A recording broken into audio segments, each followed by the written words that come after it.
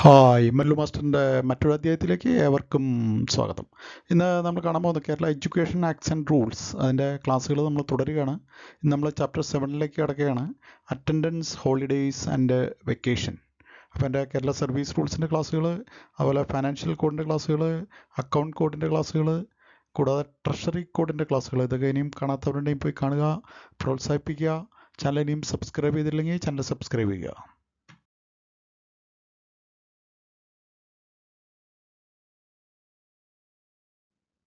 ഇപ്പോൾ chapter 7ലെ rule 1, all schools shall be closed for the summer vacation every year on the last working day on March and reopen on the first working day of June unless otherwise notified by the director. എല്ലാവർക്കും അറിയാവുന്ന ഒരു കാര്യമാണ്, എല്ലാ സ്കൂളുകളും summer വെക്കേഷന് വേണ്ടി close ചെയ്യുന്നത് മാർച്ചിലെ last working day ആയിരിക്കും. അതുപോലെ റീഓപ്പൺ ചെയ്യുന്നത് ജൂണിലെ ഫസ്റ്റ് വർക്കിംഗ് ഡേ ആയിരിക്കും. ഇനി അതിൽ എന്തെങ്കിലും മാറ്റങ്ങളുണ്ടെങ്കിൽ അപ്പോൾ അതാത് സമയങ്ങളിൽ അത് ഡയറക്ടറാണ് അത് നോട്ടിഫൈ ചെയ്യുന്നത്. Rule 2, school year. A school year shall be deemed to commence on the reopening day and terminate on the last day of summer vacation. ഒരു സ്കൂൾ ഇയർ നമ്മൾ ആരംഭിക്കുന്നത് എപ്പോഴും റീഓപ്പണിംഗ് ഡേയിലാണ്, അതുപോലെ അത് ടെർമിനേറ്റ് ചെയ്യുന്നത് last day of summer vacation. Summer വെക്കേഷൻ്റെ last day ആണ് കഴിയുന്നത്. എപ്പോഴും എക്സാമിനേഷൻ ചോദിക്കുന്ന ഒരു ചോദ്യമാണ് സ്കൂൾ ഇയർ. അതുപോലെ റൂൾ 2A, അക്കാഡമിക് ഇയർ. ഇത് രണ്ടും മാറിപ്പോകരുത്, രണ്ടും ഒത്തിരി ക്വസ്റ്റ്യൻ പേപ്പറിൽ കാണുന്നുണ്ട്. Academic year, and academic year shall be deemed to commence on the reopening day and terminate on the last day before summer vacation. Academic ഇയറിനെ സംബന്ധിച്ച് അത് സ്റ്റാർട്ട് ചെയ്യുന്നത് റീഓപ്പണിംഗ് ഡേയിലാണ്, പക്ഷേ അത് ടെർമിനേറ്റ് ചെയ്യുന്നത് on the last day before summer vacation. Summer വെക്കേഷന് തൊട്ട് മുമ്പുള്ള ലാസ്റ്റ് വർക്കിംഗ് ഡേയിലാണ് അക്കാഡമിക് ഇയർ അവസാനിക്കുന്നത്. Rule 3, minimum number of working days. There shall ordinarily be a minimum of 220 instructional days excluding the days of examinations in every school year. ഒരു school ഇയറിൽ ഏറ്റവും കുറഞ്ഞത് 220 സാധ്യമായ ദിവസങ്ങൾ, പഠന ദിവസങ്ങൾ ഉണ്ടായിരിക്കണമെന്നാണ് പറയുന്നത്, ഏറ്റവും കുറഞ്ഞത് റൂള് പറയുന്നത്. Excluding the days of examination, അതിലെ പരീക്ഷാ ദിവസങ്ങൾ ഒഴിവാക്കുകയും വേണം. പരീക്ഷാ ദിവസങ്ങളല്ലാതെ 220 സാധ്യമായ ദിവസങ്ങൾ ഓരോ സ്കൂൾ ഇയറിലും ഉണ്ടായിരിക്കണം. Under special circumstances shortage in the number of working days may be condoned by the educational officer up to a maximum of 20 days and beyond 20 days by the director.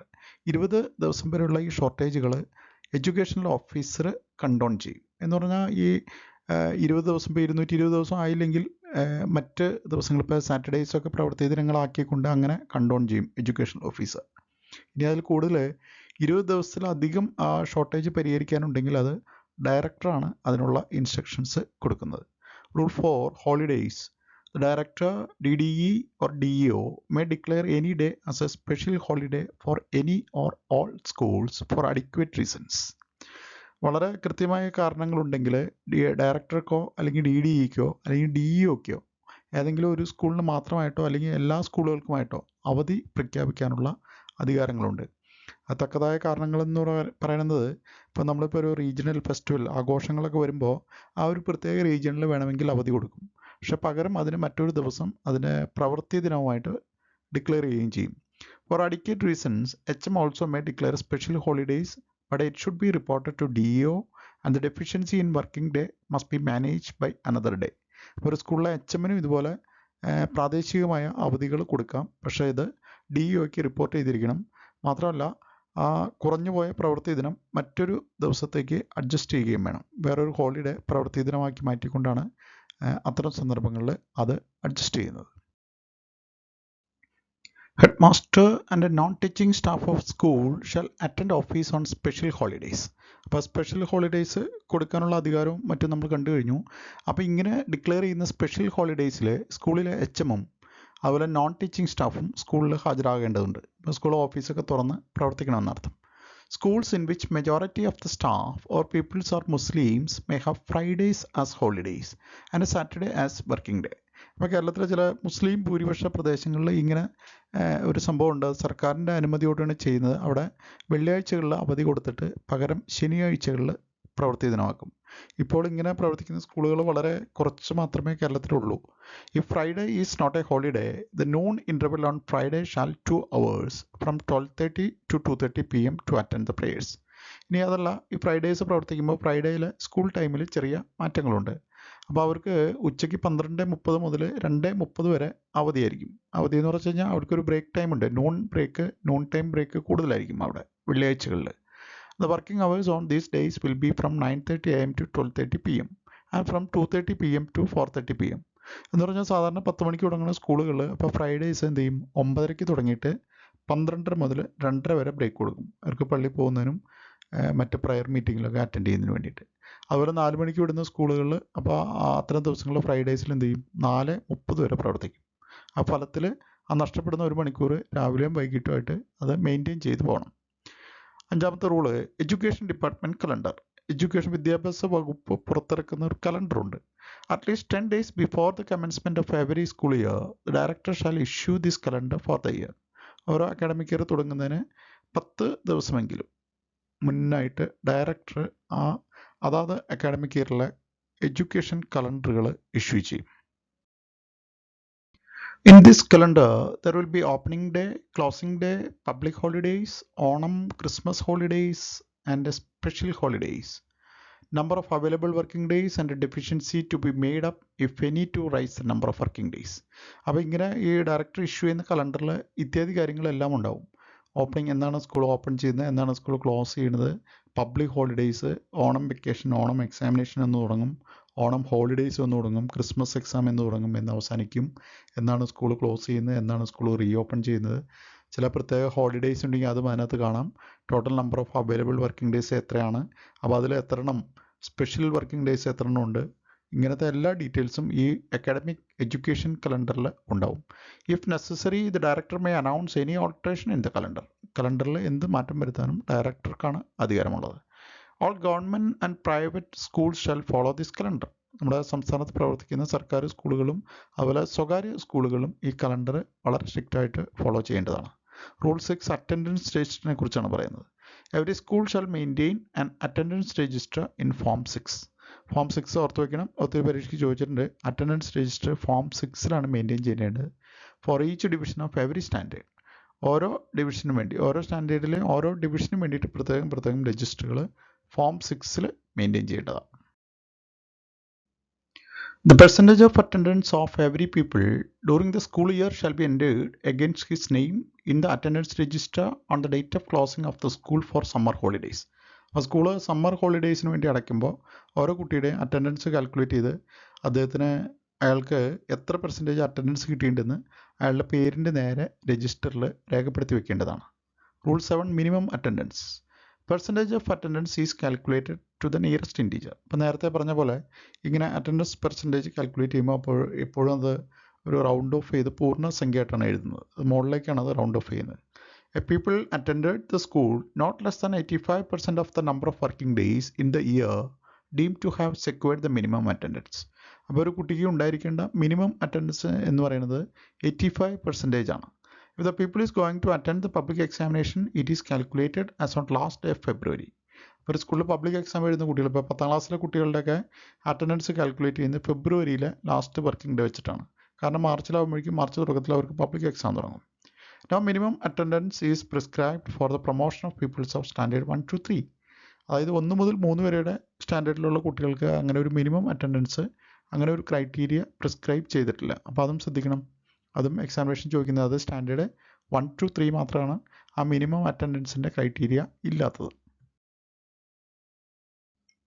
Rule 8 pupils without minimum attendance not to be promoted or allowed to sit for examination. അതും വളരെ പ്രധാനപ്പെട്ട ഒരു കാര്യമാണ്. അപ്പോൾ കുട്ടികളുടെ ഈ minimum attendance എന്ന് പറയുന്നത് വളരെ ഇമ്പോർട്ടൻ്റ് ആണ്. അപ്പോൾ അവരുടെ അറ്റൻഡൻസ് കാൽക്കുലേറ്റ് ചെയ്യുമ്പോൾ അവർക്ക് ഈ നേരത്തെ പറഞ്ഞ ക്രൈറ്റീരിയ അനുസരിച്ച് 85% എന്ന് പറയുന്ന മിനിമം അറ്റൻഡൻസ് ഇല്ലെങ്കിൽ അവരെ പ്രൊമോട്ട് ചെയ്യാൻ പാടില്ല, അല്ലെങ്കിൽ അവരെ എക്സാമിനേഷന് ഇരുത്താനും പാടില്ല. Rule number 9 condonation of deficiency in attendance. അപ്പോൾ ഈ അറ്റൻഡൻസ് ഷോർട്ടേജ് വന്നു കഴിഞ്ഞാൽ അത് പരിഹരിച്ചു കൊടുക്കേണ്ടത് ആരൊക്കെയാണെന്നാണ് ഇനി നമ്മൾ കാണാൻ പോകുന്നത്. Up to 25% of the deficiency in attendance is condoned by HM. അപ്പോൾ സ്കൂളിലെ HM തന്നെയാണ് ഒരു 25% വരെയുള്ള അറ്റൻഡൻസിൻ്റെ കുറവ് പരിഹരിക്കാനുള്ള അധികാരി. And up to 40% condoned by educational officer. ഇനി 40% ഷോർട്ടേജ് ഉണ്ടെങ്കിൽ അത് എഡ്യൂക്കേഷണൽ ഓഫീസറാണ് അത് പരിഹരിച്ചു കൊടുക്കേണ്ടത്. And if it is above 40%, no condonation shall be given on any account. ഇനി അതല്ല 40% മുകളിലാണ് ഈ കുട്ടിക്ക് അറ്റൻഡൻസിൻ്റെ കുറവെങ്കിൽ അത് ഒരു കാരണവശാലും അത് പരിഹരിച്ചു കൊടുക്കുന്നതല്ല, അതിനകത്ത് കണ്ടോണേഷൻ ഇല്ല. Immediately after the closing of every year, HM shall send a list of people whose deficiency in attendance is above 25% and is secured not less than 45% of marks in each subject at the annual examination and periodical test together to education officer regarding condonation of deficiency. അപ്പോൾ ഇങ്ങനെ അറ്റൻഡൻസിൻ്റെ കണ്ടോണേഷന് വേണ്ടി അയക്കുമ്പോൾ ഒന്ന് രണ്ട് കാര്യങ്ങൾ ശ്രദ്ധിക്കണം. ഒന്ന്, 25% കൂടുതൽ ഡെഫിഷ്യൻസി ഉള്ളവർ, അറ്റൻഡൻസ് 25% വരെയുള്ളത് നമ്മൾ കണ്ടു കഴിഞ്ഞു, അത് HM ആണ് പരിഹരിക്കുന്നത്. അതിന് മുകളിലാണ് അറ്റൻഡൻസ് ഷോർട്ടേജ് എങ്കിൽ ആ കുട്ടികളുടെ ലിസ്റ്റ് എന്ത് ചെയ്യണം, എഡ്യൂക്കേഷണൽ ഓഫീസർക്ക് കൊടുക്കണം. അതോടൊപ്പം തന്നെ കുട്ടികളുടെ ഒരു പഠന നിലവാരത്തിൻ്റെ റിപ്പോർട്ടും കൂടി അതോടൊപ്പം അയക്കണം എന്നർത്ഥം. എന്ന് പറഞ്ഞാൽ കുട്ടികളുടെ 45% ഓഫ് മാർക്സ് അതിനകത്ത് അവർ ഓരോ സബ്ജക്റ്റിനും അവരുടെ പീരിയോഡിക്കൽ ടെസ്റ്റിനൊക്കെ നേടിയിട്ടുണ്ടോ അതും കൂടി നോക്കിയിട്ടാണ് ഇവർക്ക് അറ്റൻഡൻസിൻ്റെ കണ്ടോണേഷൻ ഈ എഡ്യൂക്കേഷണൽ ഓഫീസർ ചെയ്തു കൊടുക്കുന്നത്. അപ്പോൾ അത് രണ്ടും കൂടി ചേർത്ത് ഒരു പെട്ടിയാക്കിയിട്ട് അത്തരം കുട്ടികളുടെ ഒരു ലിസ്റ്റ് തയ്യാറാക്കി അതാണ് എഡ്യൂക്കേഷണൽ ഓഫീസർക്ക് സമർപ്പിക്കുന്നത്. Rule 9A, relaxation of rules regarding attendance. അറ്റൻഡൻസിൻ്റെ കാര്യത്തിൽ ചില വിട്ടുവീഴ്ചകളുണ്ട്, അതെന്താണെന്ന് നോക്കാം. When a people is studying in the same standard for the second or third year, ഒരു കുട്ടി ഒരേ ക്ലാസ്സിൽ തന്നെ രണ്ടാമത്തെയോ മൂന്നാമത്തെയോ വർഷമാണ് പഠിക്കുന്നതെങ്കിൽ the minimum attendance shall not be insisted on in that particular year provided that the pupil has secured the minimum attendance in any previous year in the same standard, secured the qualifying marks for promotion that year, and the conduct and progress are satisfactory. അതായത് ഏതുതരം കുട്ടികൾക്കാണ് ആ വിട്ടുവീഴ്ച ചെയ്യണമെന്നാണ്. ഇപ്പോൾ രണ്ടാം വർഷമോ അല്ലെങ്കിൽ മൂന്നാം വർഷമോ പഠിക്കുന്ന കുട്ടികൾ ഇപ്പോൾ അതിന് തൊട്ട് മുമ്പിലത്തെ വർഷം അവർ മിനിമം അറ്റൻഡൻസും ക്വാളിഫൈ ചെയ്തിട്ടുണ്ട്, അതുപോലെ അവർക്ക് അത്യാവശ്യം പഠിക്കുന്ന കുട്ടികളാണ്, അവരുടെ കോണ്ടാക്റ്റൊക്കെ നല്ലതാണ്, പഠന പുരോഗതിയൊക്കെ സാറ്റിസ്ഫാക്ടറി ആണെങ്കിൽ അത്തരം കേസുകളിൽ ഈ അറ്റൻഡൻസിൻ്റെ കാര്യത്തിൽ ഒരു വിട്ടുവീഴ്ച ചെയ്യാറുണ്ട്. Rule number 10, withdrawal of pupils during a school year. If a pupil is unable to continue his studies, the guardian may apply to the headmaster for permission to withdraw the pupil from school for the rest of the year, and for satisfactory reasons it may be allowed and exempt the pupil from the payment of further fees. ഇനി ഒരു പാരൻറ്റിനെ ഒരു കുട്ടിയെ എപ്പോൾ വേണമെങ്കിലും സ്കൂളിൽ നിന്ന് കൊണ്ടുപോകാമെന്നർത്ഥം, പഠനം നിർത്തി കൊണ്ടുപോകാം. ഇപ്പോൾ ഒരു കുട്ടിക്ക് അയാളുടെ സ്റ്റഡീസ് കണ്ടിന്യൂ ചെയ്യാൻ ആഗ്രഹമില്ല. അപ്പോൾ അത്തരം സന്ദർഭങ്ങളിൽ ഗാർഡിയന് വന്നിട്ട് എന്ത് ചെയ്യാം, ഹെഡ് മാസ്റ്റർ ഒരു ആപ്ലിക്കേഷൻ കൊടുക്കാം. ഹെഡ് മാസ്റ്റർ പെർമിഷനോടുകൂടി കുട്ടിയെ സ്കൂളിൽ നിന്ന് ഇനി ഇവനെ തുടർന്ന് പഠിപ്പിക്കാനായിട്ട് വിടുന്നില്ല, ഞാൻ ഇയാളെ കൊണ്ടുപോകാമെന്ന് പറഞ്ഞ് കൊണ്ടുപോകാം. അപ്പോൾ അത് ഹെഡ് മാസ്റ്റർ പെർമിഷനോടുകൂടി ചെയ്യാവുന്നതാണ്. ഇനി അങ്ങനെ അപ്പോൾ ഹെഡ് മാസ്റ്റർ അന്വേഷിച്ചിട്ട് അത് സാറ്റിസ്ഫാക്ടറി റീസൺസ് ഹെഡ് മാസ്റ്റർ കൂടി ബോധ്യം വന്നു കഴിഞ്ഞാൽ അത്തരം കുട്ടികളെ സ്കൂളിൽ നിന്ന് രക്ഷിതാവിൻ്റെ ഒപ്പം വിടാറുണ്ട്. അപ്പോൾ അങ്ങനെ പോകുന്ന കുട്ടികളിൽ നിന്ന് പിന്നീട് ഫീസും ഒന്നും ഈടാക്കാറില്ല. ഇനി ഈ ചാപ്റ്ററിൽ നിന്ന് പലവട്ടം നമ്മുടെ എക്സാമിനേഷന് ചോദിച്ചിട്ടുള്ള ചോദ്യങ്ങളാണ്. Question number 1, no minimum attendance is prescribed for the purpose of promotion of peoples of standards. Option D ആണ് അതിൻ്റെ കറക്റ്റ് ആൻസർ. 1 to 3 നമ്മൾ കണ്ടതാണ് അത് നേരത്തെ. 1 മുതൽ 3 വരെ സ്റ്റാൻഡേർഡിലുള്ള കുട്ടികൾക്ക് ഒരു മിനിമം അറ്റൻഡൻസിൻ്റെ ക്രൈറ്റീരിയ വരുന്നില്ല. Question number 2, every school shall maintain an attendance register in form dash for each division of every standard. ഒരു സ്കൂളിലെ ഒരു ക്ലാസ്സിലെ എല്ലാ ഡിവിഷനും അറ്റൻഡൻസ് രജിസ്റ്റർ നിർബന്ധമാണ്. അത് ഏത് ഫോമിലാണ് കീപ്പ് ചെയ്യേണ്ടതെന്നാണ്. ഓപ്ഷൻ സി ആണ് കറക്റ്റ് ആൻസർ, ഫോം 6. നമ്മൾ കുറച്ച് മുമ്പ് കണ്ടതാണ് അതെല്ലാം. Question number 3, who will make the alterations in the education calendar. Education കലണ്ടറിൽ മാറ്റങ്ങൾ വരുത്താൻ അധികാരമുള്ളത് ആർക്കാണ്? നമ്മൾ കണ്ടു ഡയറക്ടറാണ് അത് ഇഷ്യൂ ചെയ്യുന്നത്. അപ്പോൾ ഡയറക്ടർ തന്നെയാണ് അതിനകത്ത് ഓൾട്രേഷൻസ് വരുത്തുന്നത്. ഓപ്ഷൻ സി ആണ് അതിൻ്റെ correct answer. Question number 4, minimum number of instructional days prescribed in KER. KER പ്രകാരം minimum number of instructional days എന്ന് പറയുന്നത് ഓപ്ഷൻ എ ആണ്, 220. ഇത് ഒത്തിരി വട്ടം പരീക്ഷയ്ക്ക് ചോദിച്ചു കാണുന്ന ഒരു ചോദ്യമാണ്. Question number 5, all school shall be close for summer vacation on the last working day of March. മാർച്ചിലെ അവസാന പ്രവൃത്തി ദിനമാണ് സമ്മർ വെക്കേഷന് വേണ്ടി സ്കൂളുകൾ ക്ലോസ് ചെയ്യുന്നത്. ഓപ്ഷൻ ഡി ആണ് എൻ്റെ correct answer. Question number 6, the date on which school year is to commence. School year എന്നാണ് തുടങ്ങുന്നതെന്നാണ്. ഓപ്ഷൻ ഡി, അത് എന്നാണോ സ്കൂൾ തുറക്കുന്നത് അന്ന്. റീ ഓപ്പണിംഗ് ഡേറ്റ് ആണ്. Option D. 7ാമത്തെ ചോദ്യം, shortage in the number of working days may be condoned by the director if the shortage is. പക്ഷേ കണ്ടോണേഷൻ്റെ വിവിധ സ്റ്റേജുകൾ നമ്മൾ കണ്ടതാണ്. അപ്പോൾ ഡയറക്ടർ ഇത് കണ്ടോണേഷൻ പരിഗണിക്കുന്നത് എപ്പോഴാണെന്ന് വെച്ച് കഴിഞ്ഞാൽ ഓപ്ഷൻ ബി ആണ് അതിൻ്റെ correct answer. When the shortage in the number of working days is beyond 20 days. Shortage 20 ദിവസത്തിൽ അധികമാണെങ്കിൽ അത് ഡയറക്ടറാണ് കണ്ടോൺ ചെയ്യുന്നത്. Of non interval on Fridays in schools as general calendar will be. Option C ആണ് എൻ്റെ correct answer. 12:30 to 2:30 PM. Question number 9. The authority to issue the education department calendar. Education department calendar issue ചെയ്യുന്ന authority ഡയറക്ടറാണ്. Option D. 10ാമത്തെ ചോദ്യം. The deficiency in attendance is dash. No condonation shall be given on any account. ഇപ്പോൾ deficiency എത്ര പെർസെൻറ്റേജിന് മുകളിലാണെങ്കിൽ പിന്നെ condonation ഇല്ലാത്തത്. Option B ആണ് എൻ്റെ കറക്റ്റ് ആൻസർ. More than 40%.